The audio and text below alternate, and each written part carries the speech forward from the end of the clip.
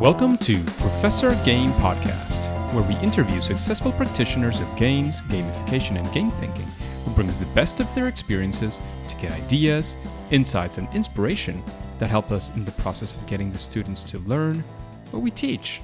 And I'm Rob Alvarez. I teach and work at IE Business School in Madrid, where we create interactive and engaging learning materials.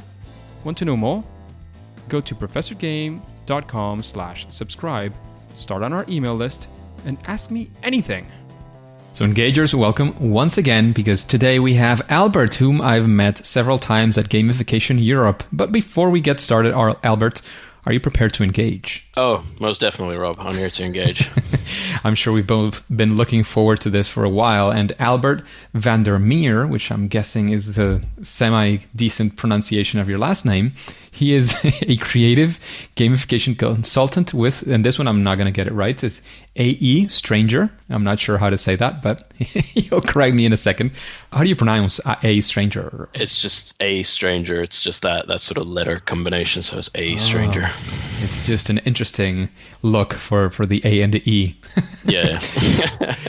So aeStranger is operating and is based in the Netherlands, and he is specifically in the narrative, visual entertainment, and storytelling, which, all these skills, knowledge, Albert has helped business, educational institutions, and other corporate environments to improve team cooperation, develop deeper, more meaningful learning experience through the use of narrative and gameful design techniques. And he has also co-authored a book on gamification. It's called Press Start, Using Gamification to Power Up Your Marketing. Book offers a straightforward advice and immediate applicability of marketing and gamification techniques. It's aimed at marketers who wish to fully engage their customers in a positive and meaningful manner using game techniques. I'm sure we're missing a lot about your life and probably a lot about your, awesome intro, but is there anything you'd like to highlight before we get started, Albert? No, I think it mostly covers it. Just one of the other things, I don't come from a traditional gamification background, I guess, from some of your other guests on here who have maybe been behavioral psychologists and all of that. I'm more from a film background, so there's some psychology in there, so it's very visual narrative. That's where that comes in. But other than that, I think you hit on everything that, that's me, I guess. In a nutshell, let's say so. So what would you say, and I know we are recording this during the COVID situation, but if you want to refer to COVID environment, pre-COVID environment, hope for whatever post-COVID environment looks like. But what would you say is like the regular day, week, month? What does your schedule look like in general? Yeah, well, so it's obviously changed with the whole COVID thing, but, my regular day would probably have started with, a quick caffeine hit, a peanut butter sandwich, breakfast of champions. But no, prior to COVID, it was a regular day would be somewhere between working from home, doing research, writing, and development, and then going out and meeting clients and doing workshops and delivering workshops. Whereas like the current COVID thing is far more research and writing and development for the hope of when COVID ends. Because obviously with the whole social distancing thing and all of that, there's very little face-to-face. But I'd say for the most part, it's working on coming up with ideas for workshops, how to use the sort of gameful techniques and gamification with team building and learning and development. And now it's obviously I've moved a little bit more than I would have, or would have moved more quickly than I would have before in terms of bringing that into an online learning experience. And yeah, it's just around gamification, obviously gamification of marketing, and bringing those sort of online now. So I guess that's probably my day today in a nutshell. It's fairly vague in a sense, but yeah. But it seems interesting enough, and with sufficient things to keep you busy. I don't know if you observed something similar, but what I've seen, at least from social media, which is my only human interaction aside from my wife, what I've seen is there's two extremes. There's the people who are bored or something along those lines at home doing almost nothing, and those of us who have like literally no time off. No, busier than ever. Like, have you seen something similar, or have you seen other things in between at least? Well, I've seen it from certain people, some friends maybe, where it's they're quite bored. Personally, I've probably become more busy, if not equally busy, but just in terms of like getting stuff done and working a lot more. But yeah, there's definitely a split in the populace in terms of I have so much time. I'm working from home. This is like a vacation. Versus the other side is, like you say, who are, gunning down and, making sure that when this ends, we're going to be right there for it. Getting ready for the whole thing to end. I mean, definitely. Yeah. To be perfectly fair and honest, I could use more downtime. I could just sit down and play games for an extra, hour, 2 hours, 3 hours a day. No problem with that. Yeah. I mean, I think it's also a very interesting position currently because there's the level of like, well, everybody's working from home. So you have a lot of people who think just keep going for it. And you need to have that sort of discipline to choose of this is when I end. This is the downtime I need. Otherwise, you're just going to burn through. Absolutely. In fact, one of the things that we're doing at home, both my wife and I who are working from home, is we're being very strict about lunch. Like lunch is really that hour. Yeah. And we try to see an episode of something which lasts at least 40 to 40 something minutes. So that those 10 minutes of preparation or warming up the food make it for the hour to have that actual break, which, to be perfectly fair, at work I sometimes took the break for 15 minutes maybe. Sometimes no break, having lunch at your desk, which is not ideal at all. No. But I'm trying to instill that discipline to myself. One of the things perhaps I miss most is I had the chance to walk from work to home. So those 20, 30 minutes for me were beautiful. 20, 30 minutes one way, 20, 30 minutes the other one. I could literally disconnect one world from the other and just forget what happened. Yeah, just have a little bit of personal time and reflection. Yeah, absolutely. Well, I'm substituting. Well, not substituting. I already did it, but I'm focusing a bit more on my meditation to have that sort of split in a way. But it's never going to be the same as physical activity. No, not being outside in the fresh air. So, Albert, we like to, as you know, and I know you've heard at least a couple of episodes before, we like to start strong with one of those, failure or first attempt in learning stories. So we would like to know if you have one of those, which I'm convinced that all of us humans do have at some point, but especially, of course, in the gamification or the game-based world. One of those stories of, you went for something, it didn't work, or it just crashed down, and what did you learn from it? How did you, get back up? Or how did you turn it around? Or whatever that looks like. Yeah. Yeah, I mean, obviously I had, like many others, several failures probably. And I think probably one of the ones that I wanted to touch on, which is sort of an overall theme in terms of things that I believe that when you're working with gamification or you're using game thinking, is, you always need to get the pulse right with the client or, a partner who you're working with. So I won't name any names, obviously. But, that's good. Working with a professor from a business school approached me wanting to create a sort of gamified team building experience that fit within their management workshop. And this is, escape rooms are still quite popular, but this is a few years ago when they got really popular. And they wanted something like an a la escape room style creative puzzle solving experience that would last for half a day to a day, and sort of created the entire thing around it. And they seemed interested enough. Obviously, the outcome of the story is that they didn't go for it for various reasons. I won't go into too much, but one of the ones was that it wasn't really reconciled between what I thought they wanted in terms of the learning objectives versus what they thought was more of a game experience and a bit of a fun day. And it's really sort of making sure that you hit those points correctly and not go past each other in sort of the, ships in the night kind of thing. And I think that's probably is one of the earlier ones, and that gave me a lot of learning in terms of make sure you discuss this and you check a lot beforehand. And in fairness, I should have seen it coming from a film background as well. If you're doing pitches and you want to have a music video or a short film, you keep asking questions, but there was maybe a disconnect in terms of the transition period of I know exactly what they want. They want learning because they're from a business school, but no, they wanted the team building aspect. So I think that was a minor disconnect. And obviously, to elaborate on that idea, I'd since then play tested the concept as well, just to see if it actually worked in its own right. And the amusingness of it is I play tested it with some friends initially just to see how they work through it. And they only got through about 25% of it after 3 hours. So that wouldn't have worked.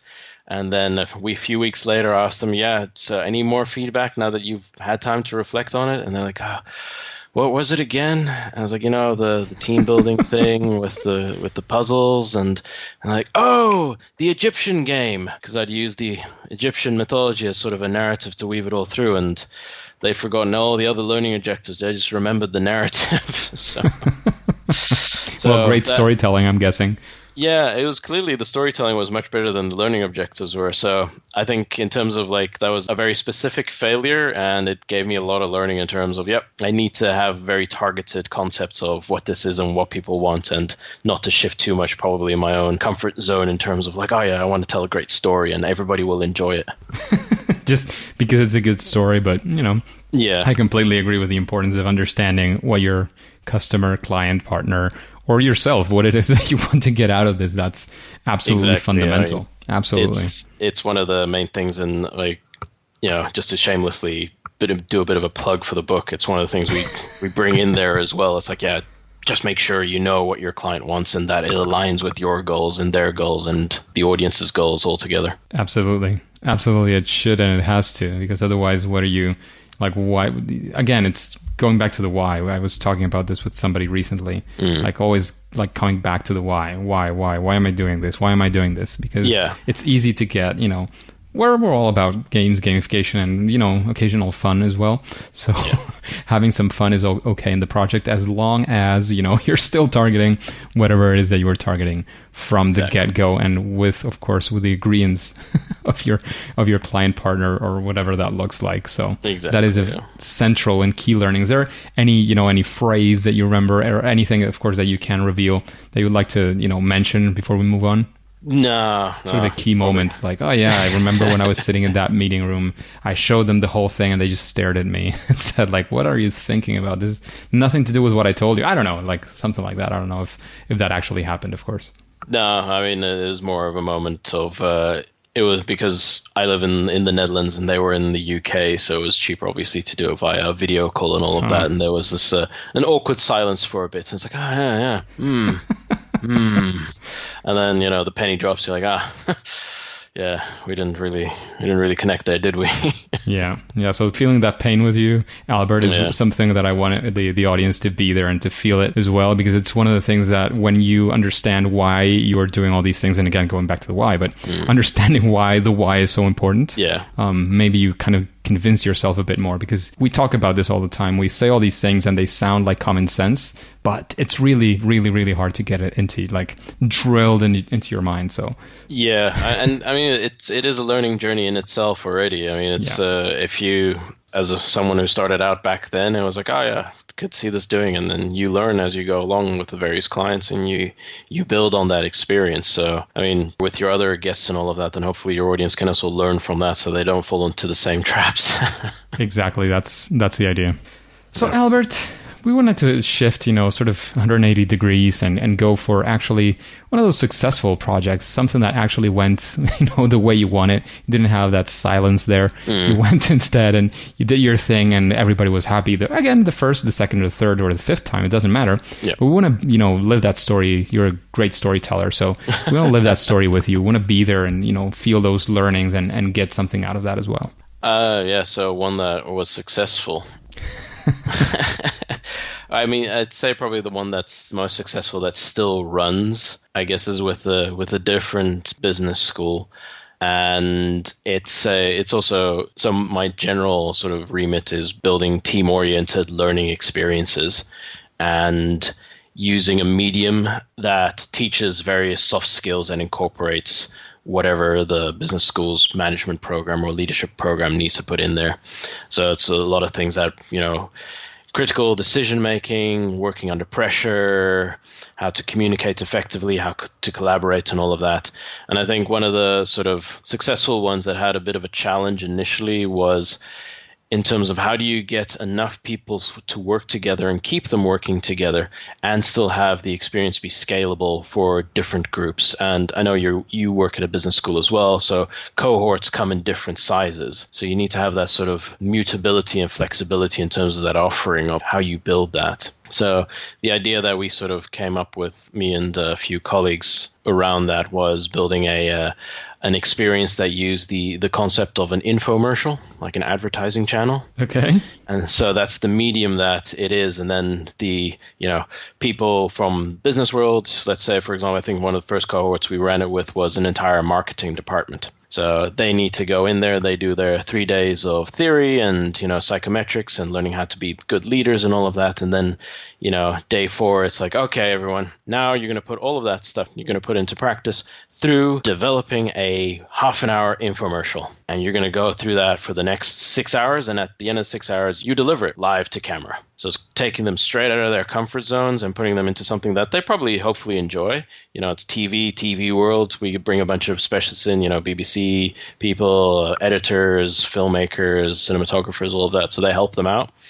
But yeah, it brings that all together. And that's been really successful. We've run it with several cohorts with a particular company, and they always come out of it super happy. Highly stressful during the day for them, I imagine, but once they hit that sort of thing and they've actually come together and they work as a group and they're all making decisions, and throw a few curveballs in there as well just to make it a little bit more exciting for them.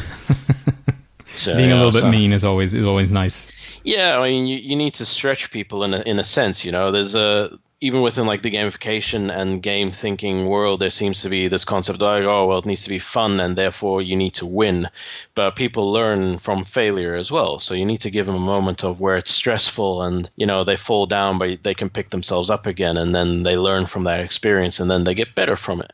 So you get that sort of throughout the day, there's various things that happen for that. And then the end bit is they'll, whatever they produce, it'll be a program of some sort and they'll have come together. So there will be euphoria at the end of it and they get to watch it back and it's all filmed, obviously. So they have a good time. And yeah, I think the learning for that also sticks much longer because you have a sort of an interconnected learning between everyone in the group. So I think that's probably one of the more successful ones that I've managed to develop with others. And infomercials and making it exciting for these marketing professionals, right? Pretty much, yeah. I mean, some of the other ones are just different concepts, how to set up a restaurant or, how to do a news program, those kind of things. So you have various versions. But in terms of, the challenge of having it scalable, the infomercial one worked quite well because you could have different products and different teams. So regardless of the cohort, it could have everyone is still involved and still having a good time and learning. Absolutely, and sounds very exciting as well. So we've talked about a couple of projects of yours. We've also mentioned the book, but and of course, having written a book, I'm sure that this will be kind of natural in a way for you. But when you're creating these experiences, when you're doing these things, do you follow some sort of process, mental diagram? Like, how do you do it when somebody comes up with this thing that they want to do? What do you do? How do you approach it? Yeah, I mean, like you say, with the book as well. So me and my co-author, we put the process into the book as well in terms of how we go through it all. And I think it's probably a process that if your listeners have listened to some of the other specialists that you've had on here, they'll find it familiar in terms of what the steps are. And I don't think it needs, I guess if it ain't broke, don't fix it, or you don't need to reinvent the wheel as long as it works and you know how it works. And you don't need to use every step and you can pick and choose as you need to be. But for us, it's very much, define the objective beforehand. Who is it you're working with? What is the problem that they have? What is the desired outcome that they want from it? So I guess it kind of comes back to the previous question you asked me of like, what's the biggest failure? It's like, yeah, that's the main learnings for it, getting the answers to those questions. And then if it's, if you're working with a client that then has an outside audience, it's who are they targeting then? So obviously the book is about marketing. So there's a marketing user and consumers outside. So who are they? What do they want? How are they going to interact with what you're developing with the client? And then, you're going through the basics of gamification in that sense. So what are the behaviors that you want them to get? What are the win-fail conditions? What are the rules around how they're going to interact with whatever the concept is that you're getting? Is it gamified? Is it increasing a user experience engagement thing? And then you're moving into what does their experience path look like? What is the journey going to be for them from A to B to C? And, we run through the usual ones that everybody loves, discovery, onboarding, scaffolding, mastering, adeptness, whichever.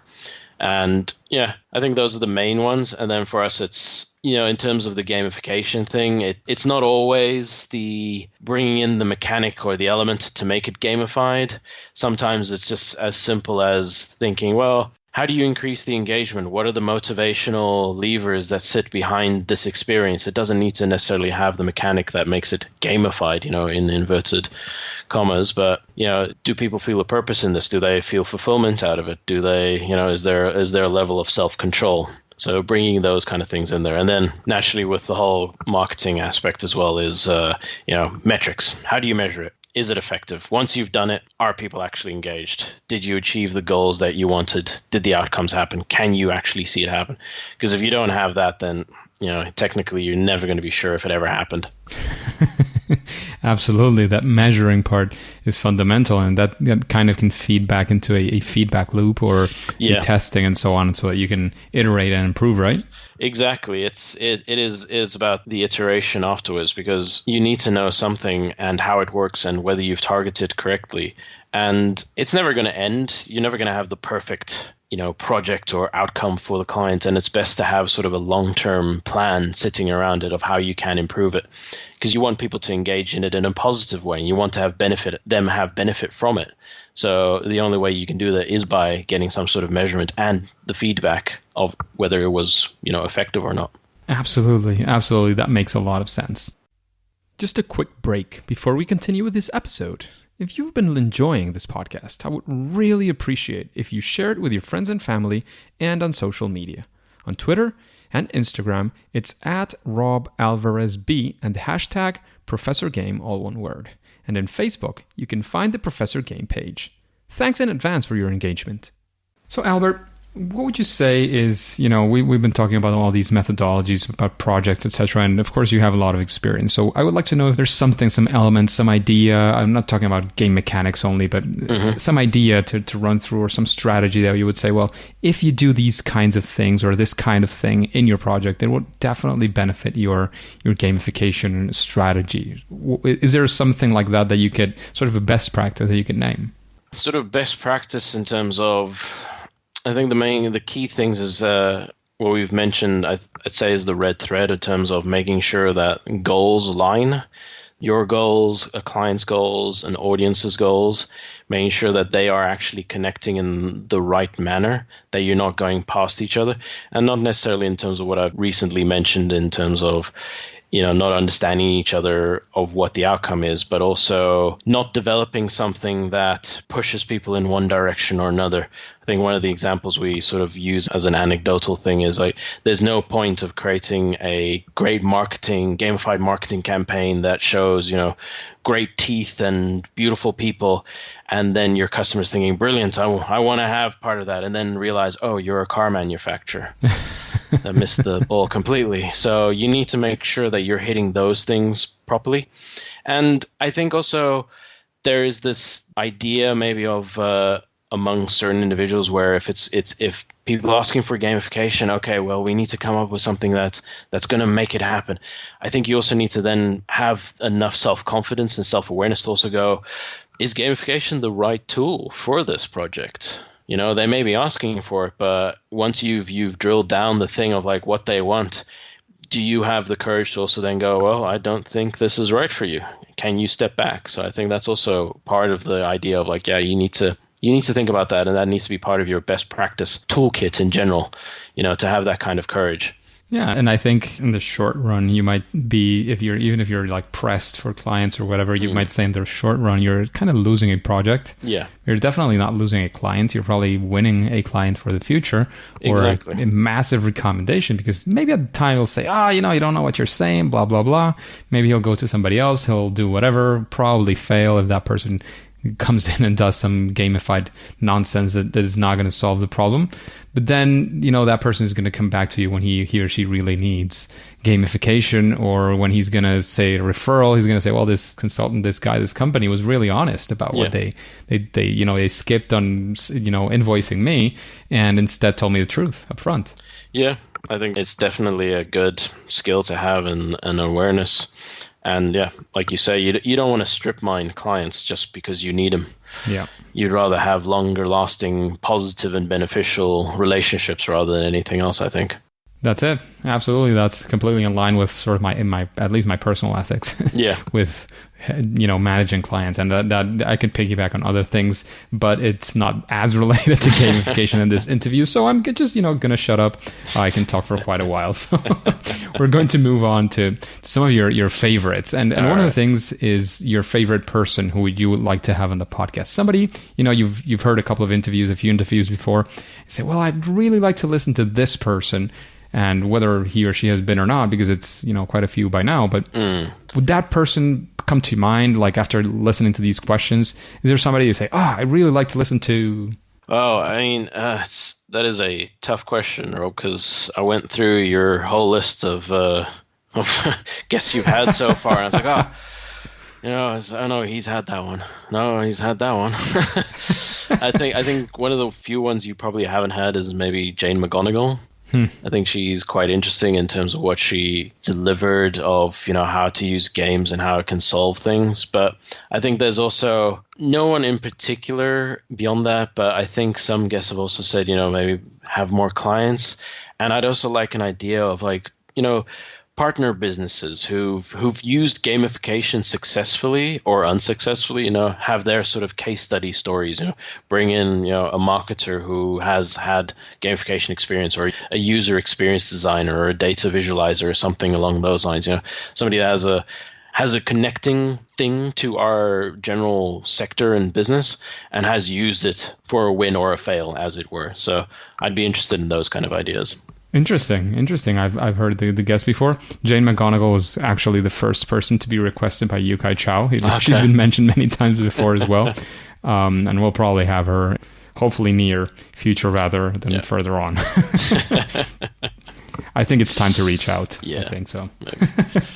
So also along the lines, and of course, sitting right next to your book in any of our libraries, what would you say is a book that you recommend to the audience? Of course, again, right next to Press Start and your book on marketing gamification.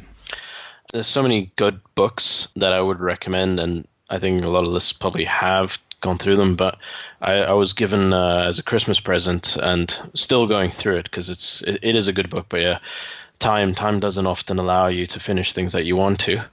But I'd say Misbehaving by Richard Thaler, sort of the behavioral psychology and behavioral economics. It's a very interesting book, and I'd recommend people to have a look through it. Sounds very interesting, and Taylor is definitely a fantastic author, and has a lot of great things out there related to our field as well. Exactly, yeah. So I'd say it's my current recommendation, but give me a month and I'll probably give you a different one. That's great, actually. Shifting through things, that way you're not just obsessed in one book or one thing, and you can move on to the next one. That's great.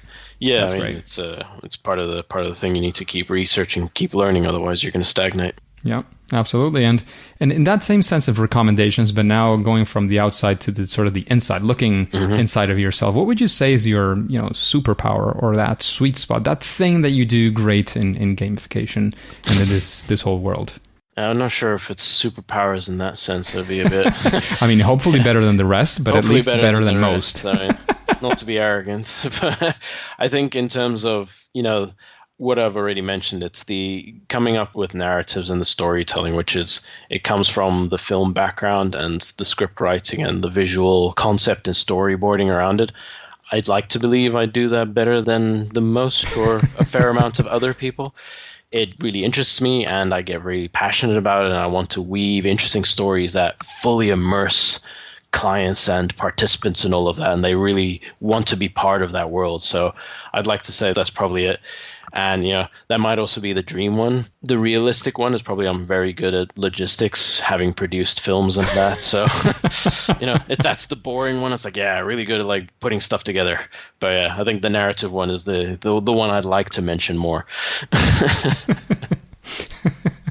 And what would you say, talking about all the things that we've said, and, we're in the gamification world, what would you say is, maybe it's part of your inspiration, maybe it's just something that you do for fun, but what would you say is your favorite game? Phew, that's like asking me what's my favorite movie. There's too many to pick from. I think if I may sort of break it down into a few that I like, and they have an online and offline category. Okay. Online and offline sounds good. Yeah, so I'd say online one, like long-term favorites have always been the Civilization series. So from Civilization 2 up to Civilization 6, I think we're at now. The turn-based strategy game, loved it. Always great. And then you can play it for hours and just be like, one more turn, and then 2 days later, it's like, oh, where'd the weekend go? What was the last turn? Yeah, like, is that turn 1000?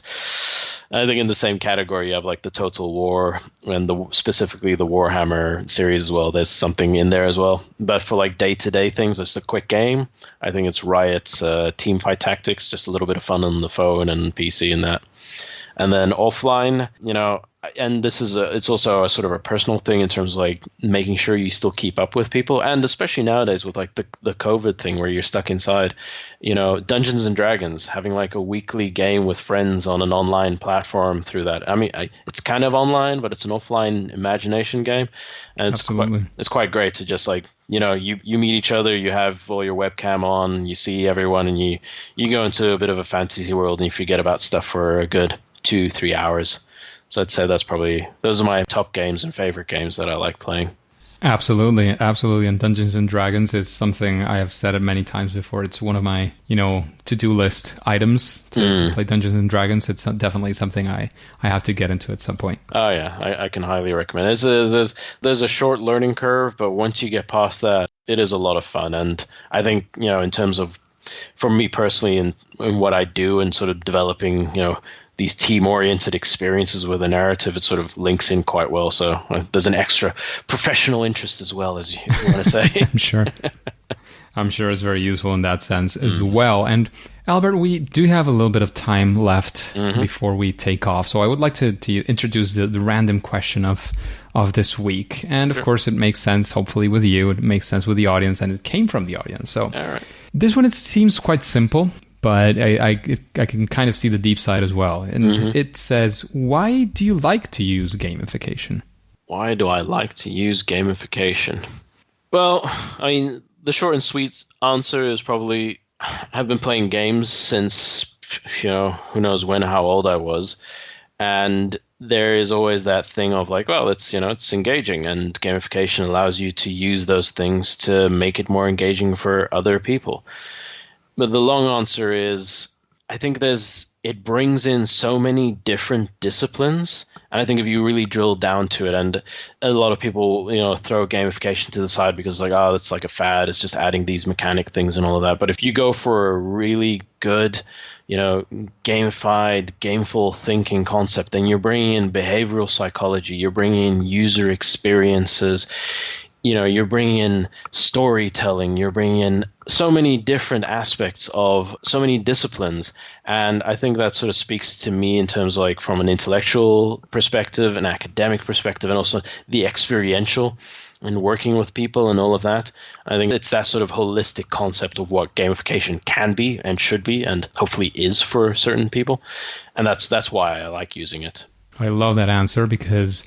And some of them have even been on the podcast already. Some people kind of trash gamification in a way of saying, this is actually what you were saying, like a fad. It's just, dumping in game mechanics. And I agree that many people are doing that and saying that that's gamification. And I couldn't disagree more with the people who say that that's gamification because they're kind of destroying or trying to destroy, because I don't think they're achieving much. But they're trying to destroy a field that is... I don't know. I think I feel it can be so like rich of so many things, as you were saying, behavioral psychology, behavioral economics. There's the game design aspect of that. I don't know like where to fit that. Some people would say it's like computer programming, but not really, because it's not really computer programming. No, because you can still use it in face-to-face experiences as well. Absolutely. Game designing isn't necessarily digital; it's also analog. You can never have used a computer and design a game. That's been done for a long time. Exactly. Yeah. So I really enjoyed that answer because it not only I share some of that, but I think we need a lot of that message out there. And I have even good friends saying that, I've kind of, battled back a little bit, and then I realized, like, we're not fighting against each other. You're actually doing something that is gamification, or what I might call gamification in a way. You're just calling it another way, or I'm calling it another way of what you're calling it. Yeah. And we just have to agree that what we're doing is this is what we're doing. We can agree on, the term at some later point. I don't mind. Yeah. I think it's just that, from the initial sort of, in the 2000s, mid 2000s, where gamification. Jane McGonigal was one of the ones who said, I'm not sure if she's still like in that corner. I even like recently listened to her interview on Tim Ferriss' show. She was like literally trashing gamification, like saying, "Oh, that makes no sense," and they both laughed about it and then like moved on. It's like, that little spine that strikes you, like, but she's actually doing many things that at least I would call gamification. I think she kind of shifted that approach in a way, but again, I wouldn't want to argue with any of those amazing people doing incredible work that I could say, well, that kind of thing to a client or to somebody who's never heard about this, who's not an academic discussing what the term actually is, can say, well, that's also, that could be called gamification, and it would fit pretty well the description. Yeah, definitely. I think it's just one of those things, it's semantics in terms of, absolutely. What do you want to call it? If you call it that and you're accepting of it, then that's great. But I think in terms of what sits behind it, you need to agree in terms of like there's a richness that can be delivered. Exactly. And get past the initial, knee jerk of like, oh, gamification. I was like, no, it's much more than that. We're bringing, engagement to people. We're bringing positive experiences, having people have more fun, which isn't a bad thing. If they're more productive and they're having a good time, then brilliant, and they're getting a positive experience out of it. That's amazing. Absolutely. And Albert, before we take off, I would like to know if you have any sort of final piece of advice or whatever. Of course, where we can find you, where we can find the book that you co-authored with, I forgot his name, Daniel, I think. Daniel Griffin, yeah. Griffin, that's it. Where we can find the book, where we can find you, discuss some more things, say, trash gamification a little bit against you, where we can find you in the world of the internet. Fair enough. So final message, I guess, is, just ending with that last piece, make sure, if you're doing gamification, make sure it's authentic. Just make sure that what you're trying to put out there is true to you and true to what you're trying to do with others. And, that's not only for marketing in a sense, but that's also for any sector in any industry. Just make sure goals align, authentic messages, and just have it as, be a positive experience to whoever you're delivering it to. And to finish it off then, where people can find me, well, my website is a good place to go if they want to check some stuff that I do. So that's literally the letters then are aeStranger.com. I'm on LinkedIn, ACZ Vandermeer, Instagram, aeStranger, Twitter, Facebook, etc. They can contact me there. You can find my email address on the website as well, or write me a message through the website or through LinkedIn. All of that works. And if they want to have a look at the book, I can highly recommend it. It's a good primer. It covers a lot of different things, and I think for young marketers or marketers in small to medium companies, it's a decent way to get your feet wet and start understanding what gamification can actually do for a marketing campaign.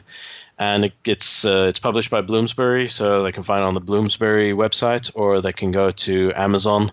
I think it's on all of the Amazons now. It's all come out on all of them. So amazon.com.uk.de, all of that, Kindle, etc. And they can, I think, even in various countries, it'll be even in the management book things as well. Currently, it's only in English, but I think next year it might be in Portuguese. Oh, wow. Fingers crossed. So, yeah. That's beautiful, and I have to say I highly commend Albert. We've met several times in Gamification Europe. We've had like deep, interesting chats about these things before. So I'm pretty sure that'll be an awesome book, which I have promised, and I'm now publicly committing to reading the book and saying something about what I think about it. Whether it's public or private, I'll keep that to myself for now. All right.